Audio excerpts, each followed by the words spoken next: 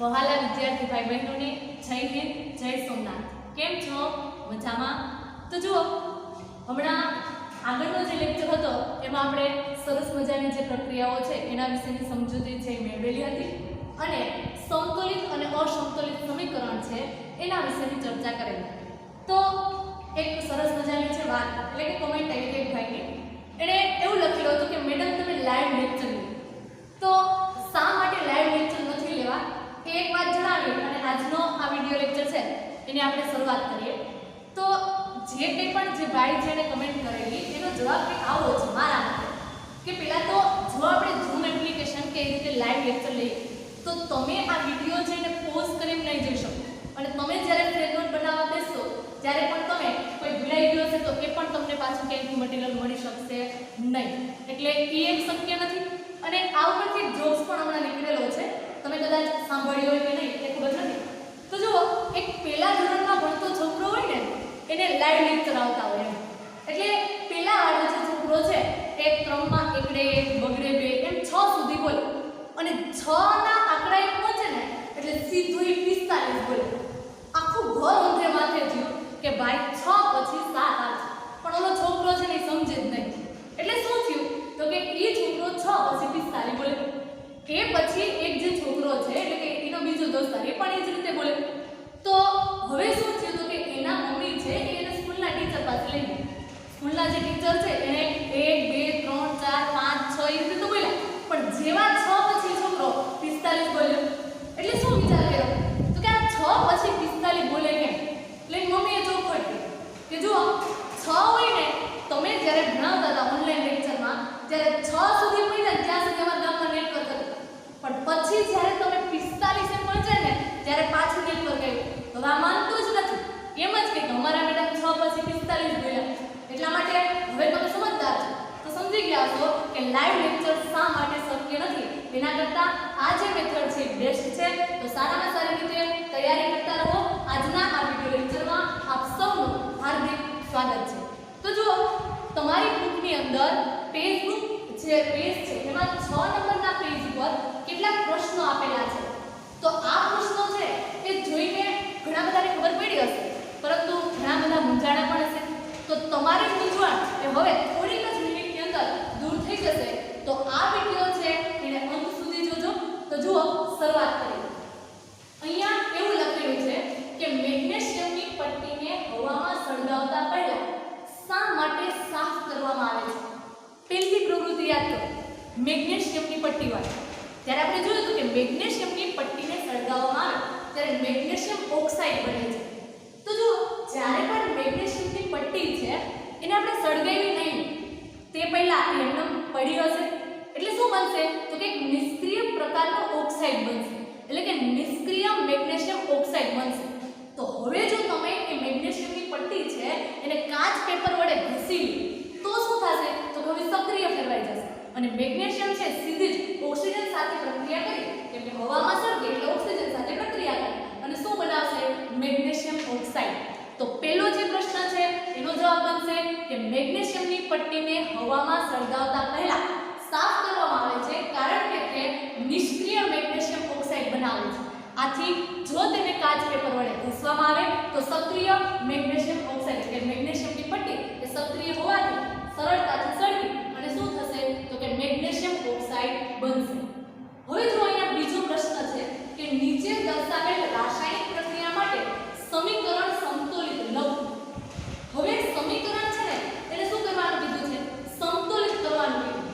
ઘણી વખત જો આ ચેપ્ટર છે અહીંયા લખ્યું છે બ્લુપ્રિન્ટ પ્રમાણે 4 માર્કનું છે, તો 4 માર્ક છે એમાં 1 માર્કનો એક અને 3 માર્કનો એક, તો હવે 1 માર્કનો આવી શકે એમ છે, એટલે આવા પ્રશ્નો છે ને ખાસ જોવાના।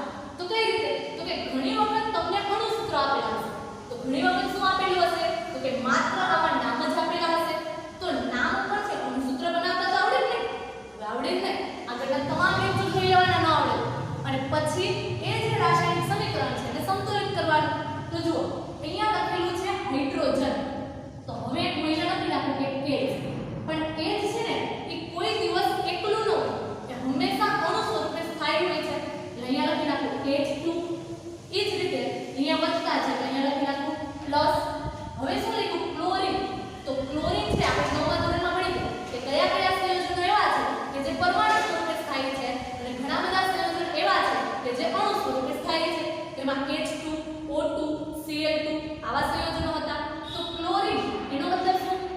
Cl2 કારણ કે એ પણ શું છે આણ્વિક સ્વરૂપે થાય છે તો હાઇડ્રોજન H સંજ્ઞા અણુ સ્વરૂપે થાય એટલે H2 ક્લોરીન Cl સંજ્ઞા અણુ સ્વરૂપે થાય એટલે Cl2 હવે જો અહીંયા શું લખ્યું હાઇડ્રોજન ક્લોરાઇડ કાઈ ન આવડે ને મેં તમને એવું કીધું કે પહેલું તત્વ અહીંયા શું આપ્યું હાઇડ્રોજન એટલે H અને અહીંયા શું આપ્યું Cl સંયોજન ખાસ જોવા વીજભારની દ્રષ્ટિએ તટસ્થ છે કે નહીં તો જુઓ હાઇડ્રોજન એનો પરમાણુ ક્રમાંક 1 અને પહેલી કક્ષામાં છેલ્લી કક્ષા જે કક્ષા કહો તેમાં 1 જ એટલે આ +1 થઈ ગયું હવે ક્લોરીન એટલે કે Cl તો 2 8 અને 7 અને કેટલા ઘટે છે અષ્ટક પૂર્ણ કરવા માટે 1 ઘટે માટે ક્લોરીન -1 તો +1 ને -1 એટલે થઈ ગયું HCl સંયોજન તો હાઇડ્રોજન ક્લોરાઇડ આનું વ્યવહારમાં નામ છે હાઇડ્રોક્લોરિક એસિડ તો જો હવે જો અહીંયા શું કીધું કે રાસાયણિક પ્રક્રિયા માટે સમીકરણ છે ને સંતુલિત લખવાનું છે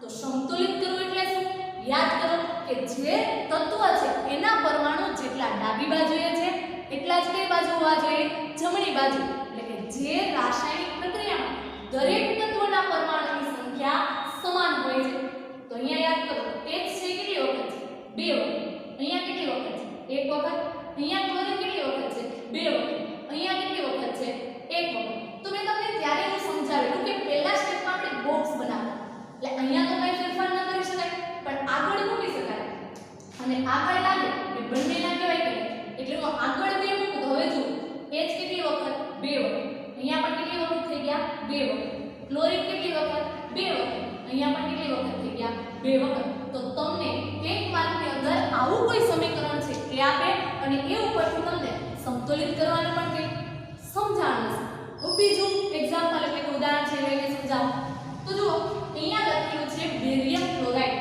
તો બેરિયમ ક્લોરાઇડ એટલે શું થાય તો કે જો ન આવડે તો બેરિયમ એટલે Ba તો થાય જ કે નહીં અને મેં તમને આનું સૂત્ર એમ નોંધાય એટલે ઘણાને મોઢે હશે ક્લોરાઇડ ક્લોરાઇડ એટલે કે Cl ક્લોરીન ઉપર હવે Ba છે ને એના ઉપર +2 વિધવાનું એટલે આ ક્લોરીન -2 કરવા એટલે BaCl2 લેવા પડે કે તો બેરિયમ ક્લોરાઇડ નું સૂત્ર શું થાય BaCl2 ખાસ જેણે પણ હજી આનું સૂત્રની નોંધ ન કરી હોય તે આપણા WhatsApp ગ્રુપની અંદર નોંધ છે એ જોઈ લે અને તે મુજબ પાકું કરી લે હવે શું આપ્યું એલ્યુમિનિયમ સલ્ફેટ તો જુઓ એલ્યુમિનિયમ એટલે કે Al અને સલ્ફેટ યાદ કરો તો SO4 તો હવે શું થશે તો કે તમને એ કેમ ખબર પડશે કે એલ્યુમિનિયમ સલ્ફેટનો અણુ સૂત્ર શું તો કે એલ્યુમિનિયમ છે એનો પરમાણુ ક્રમાંક કેટલાનો છે તો કે એલ્યુમિનિયમનો છે 13 તો પહેલી કક્ષામાં 2 બીજામાં 8 અને ત્રીજામાં 3 તો અહીંયા +3 આવ્યો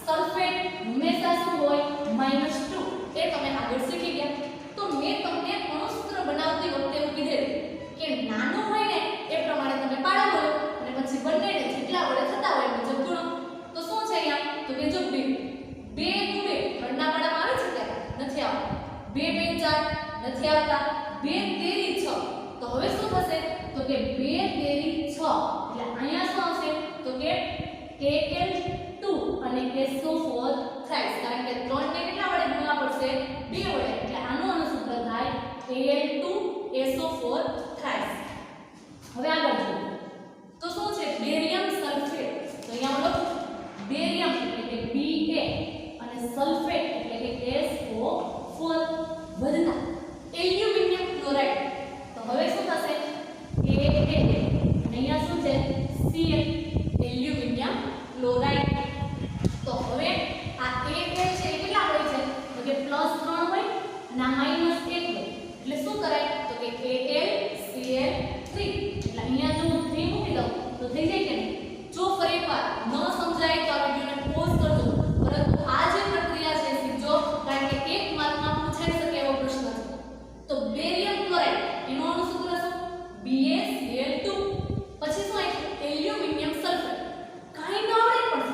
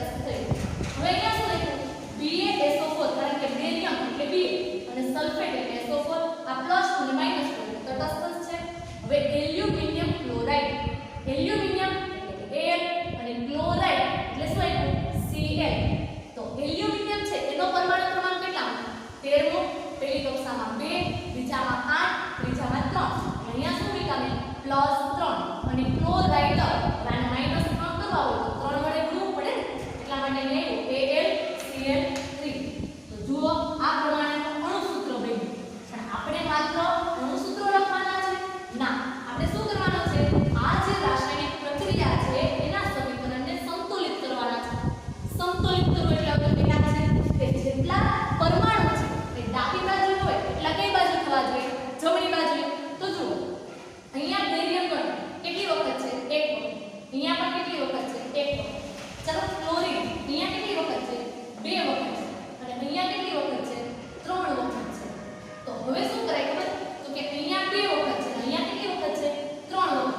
તો 2 અને 3 એના પાડામાં જો ક્યાંક એક આંકડો સરખો આવે છે. તો કે 3 દુ 6 અને 2 13 છે. તો આને હું કેટલા વડે ગુણું? તો કે અહીંયા હું 3 વડે ગુણું. જોજો આને મેં 3 વડે ગુણ્યા એટલે 3 દુ 6 થયા. એ જ રીતે અહીંયા 3 છે. જો આને કેટલા વડે ગુણું? 2 વડે ગુણું તો થઈ જશે. એટલે 2 તેરી 6. ચાલો આ થઈ ગયું. પણ હવે જુઓ આ આગળ હોય તો બંને ના ગણાય ને. એટલે બેરિયમ છે કેટલા થઈ ગયા? 3 છે. એટલે અહીંયા કેટલા મૂકીશ? 3. ચાલો હવે આગળ જોઈએ. એલ્યુમિનિયમ અહીંયા કેટલી વખત છે? 2 વખત. અહીંયા પણ કેટલી વખત છે? 2 વખત. સલ્ફેટ જો આ કાઉન્સ હોય ને આખું છે ભેગું. સલ્ફેટ કેટલી વખત છે? 3 વખત. આગળ હોય બંને ના ગણાય. એટલે સલ્ફેટ પણ કેટલી વખત થઈ ગયું? 3 વખત. તો આ એક પ્રક્રિયા છે એ ખાસ વધારે સારી રીતે સમજો અને એ પ્રમાણે તમે શું કરો તો કે આ પ્રક્રિયા છે સંતુલિત કરવાના પ્રયાસ કરો. જો ન થાય તો તમારું એટલે કે આપણા જે WhatsApp ગ્રુપ છે એમાંથી નંબર લઈ અને તમે ફોન કરી શકો. તો આ આપણે શું જોયું તો કે નીચે દર્શાવેલ પ્રક્રિયા માટે સમીકરણ છે એને સંતુલિત કરતા શીખો. હવે કંઈક નવું છે. જો આવા જે પ્રશ્નો હોય ને એમાં પ્રશ્નોમાં જવાબ અને રોકડા માર્ક હોય એવું ધારો તો પણ ચાલે. તો નીચે દર્શાવેલી પ્રક્રિયા માટે ભૌતિક અવસ્થાઓની સંજ્ઞા સહિતના સંતુલિત રાસાયણિક સમીકરણ લખો. તો જુઓ પ્રશ્ન વાંચો. બેરિયમ ક્લોરાઇડ આગળ કઈ કરવાનું ને પહેલા આનું સૂત્ર યાદ કરવાનું. બેરિયમ એટલે શું થાય તો કે બેરિયમ એટલે થાય છે Ba. ચાલો ક્લોરાઇડ એટલે BaCl2. શા માટે 2 આવ્યું? કારણ કે આ +2 અને -2 કરવા માટે આને કેટલા વડે ગુણ્યા? 2 વડે. એ પછી પ્લસ શું આપ્યું છે? Sodium sulphate. તો સોડિયમ એટલે કે Na અને સલ્ફેટ એટલે શું આવે? SO4. તો NaSO4 આ સંયોજન તટસ્થ નથી. શા માટે? કારણ કે જુઓ Na એનો પરમાણુ ક્રમાંક 11 એટલે છેલ્લી કક્ષામાં કેટલા આવે? 1 અને સલ્ફેટ ઉપર તો -2 છે. તો હવે આને +2 કરવાને એટલે અહીંયા શું થશે તો કે આનું અણુસૂત્ર થશે Na2SO4. કેમ કે જો હવે 2 છે એટલે 2 એટલે +2 થયા કે નહીં? એટલે આ શું થયું? Na2SO4. તો જુઓ પેલા આવ્યું બેરિયમ ક્લોરાઇડ એટલે BaCl2. પછી શું આવ્યું? Sodium sulphate. જો એને એકલું નથી લખ્યું મેં શું લખ્યું? Na2SO4. સલ્ફેટના પાણીમાં બનાવેલા દ્રાવણો વચ્ચે પ્રક્રિયા થઈ અદ્રાવ્ય બેરિયમ સલ્ફેટ. આ શબ્દ છે ને એને ખાસ ધ્યાનમાં લેજો. પાણીમાં બનાવેલ દ્રાવણ. તો હવે તમને ખ્યાલ છે જો ઘન હોય તો S એટલે કે સોલિડ, પ્રવાહી અવસ્થા હોય તો L એટલે કે લિક્વિડ, વાયુ અવસ્થા હોય તો G એટલે કે ગેસિયસ અને પાણીમાં બનાવેલું દ્રાવણ. યાદ કરો પેલો લેક્ચર એને શું કહેવાય? એક્વાયસ સોલ્યુશન. એટલે આ બંને દ્રાવણો પાણીમાં બનાવેલા છે. તો અહીંયા આપણે એની નોંધ લખશું કે પાણીમાં બનાવેલું દ્રાવણ છે એટલે કૌંસમાં આપણે અહીંયા જો ખાસ ઉલ્લેખ કર્યો કે સંજ્ઞા ભૌતિક અવસ્થાની લખવાની છે. તો અહીંયા આપણે શું લખશું? એક્વાયસ. અહીંયા પણ શું લખશું? એક્વાયસ. તો આ આપણે એક્વાયસ એટલે કે પાણીમાં બનાવેલું દ્રાવણ જોયું. તો બેરિયમ ક્લોરાઇડ એટલે કે BaCl2 અને સોડિયમ સલ્ફેટ એટલે કે Na2SO4 એનું પાણીમાં બનાવેલા દ્રાવણ વચ્ચે પ્રક્રિયા થઈ. એટલે હવે શું થશે કે આ બંને વચ્ચે પ્રક્રિયા થશે એટલે ઇટ ગિવ્સ અને શું બન્યું? અદ્રાવ્ય બેરિયમ સલ્ફેટ. અદ્રાવ્ય એટલે શું? જે ઓગળે નહીં ને એવું. એટલે ઘન હશે તો જ ઓગળે નહીં ને. એટલે અદ્રાવ્ય શું બન્યો? Barium sulphate. તો બેરિયમ એટલે કે Ba અને સલ્ફેટ એટલે કે SO4 એટલે કે બેરિયમ સલ્ફેટ. અને બીજું શું બન્યું તો કે સોડિયમ ક્લોરાઇડ એટલે કે NaCl. એનું શું બન્યું તો કે જો પાછો દ્રાવણનો ઉલ્લેખ છે. તો દ્રાવણ એનો મતલબ શું કે આ એક્વાયસ છે. દ્રાવણ શબ્દ વાપર્યો અને BaSO4 એટલે કે બેરિયમ સલ્ફેટ કેવો છે તો કે અદ્રાવ્ય છે. અને અદ્રાવ્યનો મતલબ શું કે એ પોતે સોલિડ એટલે કે ઘન છે. તો હવે ફરી એકવાર જુઓ કે બેરિયમ ક્લોરાઇડ એટલે કે BaCl2 અને સોડિયમ સલ્ફેટ એટલે કે Na2SO4 એમની વચ્ચે પ્રક્રિયા થઈ અને BaSO4 અને શું બન્યું? NaCl છે એ બન્યું. તો હવે આપણે એક જે પ્રવૃત્તિ છે એટલે કે સંયોગીકરણ એના વિશેની માહિતી મેળવવી. તો જો હવે જે નવો જે ટોપિક છે આ ચેપ્ટરનો એ છે સંયોગીકરણ પ્રક્રિયા. જો તો અહીંયા શું લખ્યું સંયોગીકરણ. આમ જોતા જ આપણને એવું લાગે કે સંયોગ થયું એટલે કે કંઈક ભેગું થાય છે. ઘણું બધું હશે એમાંથી કોઈ એક વસ્તુ બનતી હોય ને એવું લાગે છે. તો એક સરસ મજાની પ્રવૃત્તિ છે એ પ્રવૃત્તિ દ્વારા આ જે ટોપિક છે એ આપણે સમજીએ. તમને આ ચેપ્ટરમાં 1 માર્કનો પ્રશ્ન છે. ઘણા એમ કહે છે કે 1 માર્ક ન આવે એમાં શું તો પેપર 99 થયું. સમજાણ? એટલે 1 માર્ક ભેગો કરીને જેને પાસ થયું પાસ થશે અને જેને પૂરા માર્ક જોઈએ એ 1 માર્ક છે એ ભેગો કરીને પૂરા લાવશે. તો ખાસ અહીંયા ધ્યાન રાખજો સંયોગીકરણ પ્રક્રિયા. તો આ જે પ્રક્રિયા છે એમાં શું કરવાનું તો કે આના માટેની એક પ્રવૃત્તિ છે. એમાં એક બીકર લીધેલું છે. એ જે બીકર છે એમાં એને શું કીધું તો કે પાણી અને કેલ્શિયમ ઓક્સાઇડ આ લીધેલું છે. તો અહીંયા શું લખ્યું કેલ્શિયમ ઓક્સાઇડ. આ કેલ્શિયમ ઓક્સાઇડ એનું બીજું નામ છે કડી ચૂનો. એટલે કે કડી ચૂનો છે અને હજી આનું એક નામ છે ક્વિક લાઇમ. ઘણી વખત કડી ચૂનાની જગ્યાએ તમને ક્વિક લાઇમ શબ્દ છે એ પણ વાપરો. ત્યારે મૂંઝાવાનું નહીં કે આ કોણ અંગ્રેજ લઈએ. ક્વિક લાઇમ એટલે શું થાય કડી ચૂનો. તો હવે આ જે ક્વિક લાઇમ અથવા તો કડી જે ચૂનો છે એની વાત અહીંયા કહી કે તમે જ્યારે કડી ચૂનો છે એ અને પાણીનું બીકર એટલે કે પાણીના બીકરની અંદર કડી ચૂનો નાખશો તો કંઈક પ્રક્રિયા થશે અને પછી જો તમે આ બીકરને સ્પર્શ કરશો તમને શું કરવાનું કીધું અહીંયા તો કે આ જે બીકર છે એને તમારે સ્પર્શ કરવાનું છે. તો તમે જ્યારે આ બીકરને સ્પર્શ કરશો ને ત્યારે તમને સેજ ગરમ લાગશે. એનો મતલબ શું થયું કે આમાં ઉષ્મા છે ને છૂટી પડી અને જો કોઈ પણ રાસાયણિક પ્રક્રિયા દરમિયાન ઉષ્મા છૂટી પડતી હોય ને તો એવી પ્રક્રિયાને કહેવાય ઉષ્માક્ષેપક પ્રક્રિયા. અંગ્રેજીમાં કહીએ ને તો એક્ઝોથર્મિક રિએક્શન. તો એના વિશે અહીંયા કે સંયોગીકરણ પ્રક્રિયા એનું બીજું નામ ઉષ્માક્ષેપક પ્રક્રિયા પણ આપી શકાય.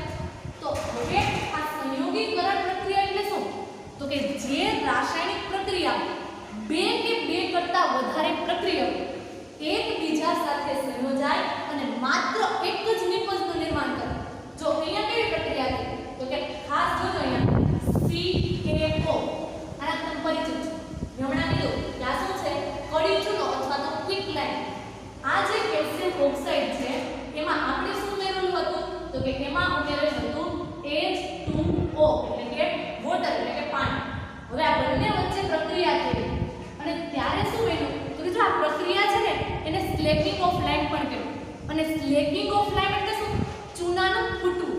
તો તમને પરીક્ષામાં 1 માર્કનો આ પ્રશ્ન એ પણ પૂછાઈ શકે કે કેલ્શિયમ ઓક્સાઇડની પાણી સાથેની પ્રક્રિયા કયા નામે ઓળખાય છે તો કે સ્લેકિંગ ઓફ લાઇમ અથવા તો ચૂનાનું ફૂટવું એના નામે પણ ઓળખાય.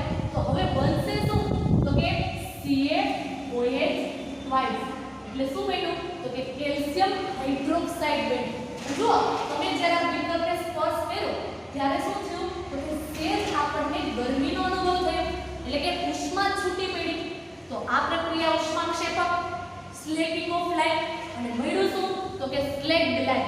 તો ખાસ અહીંયા હું લખું છું CaO એટલે આને શું કહેવાય તો કે કેલ્શિયમ ઓક્સાઇડ. જેનું એક બીજું નામ છે કડી ચૂનો. હજી ત્રીજું નામ છે ક્વિક લાઇમ. નામ ઘણા બધા રાખ્યાના ભાઈઓએ પણ આપણે ભણવાનું એક એ પછી જો H2O એટલે શું રાખ્યું છે પાણી. H2O એટલે શું કહેવાય પાણીનો સૂત્ર છે એટલા. હવે જો Ca એટલે શું થાય કેલ્શિયમ અને OH એટલે શું થાય હાઇડ્રોક્સાઇડ.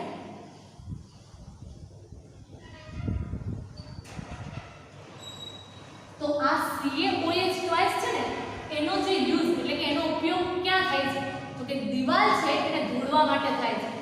તો તમે આ પણ CaOH ટ્વાઇસ એટલે કેલ્શિયમ હાઇડ્રોક્સાઇડ અને હજી એનું એક નવું નામ છે સ્લેક્ડ લાઇમ. સ્લેક્ડ નથી એટલે થપ્પડ નામ છે ના થપ્પડ નથી મારવાનું. શું કીધી સ્લેક્ડ લાઇમ. એટલે આ કોનું છે તો કે CaOH ટ્વાઇસ. હજી પણ આને એક નામ શું તો કે ફોડેલો ચૂનો.